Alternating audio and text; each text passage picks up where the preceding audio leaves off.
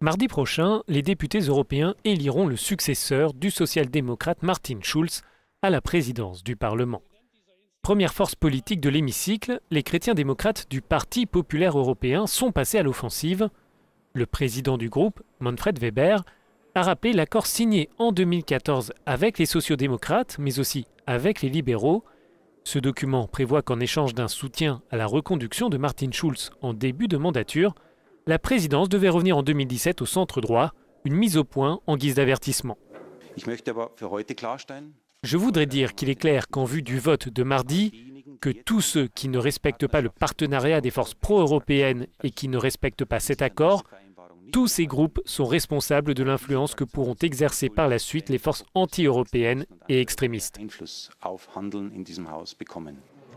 Gauche et droite se partagent traditionnellement la présidence du Parlement à chaque mandature, mais cette fois-ci, les sociaux-démocrates veulent conserver le poste. Je ne suis pas d'accord avec un quelconque accord secret présenté publiquement par Manfred Weber.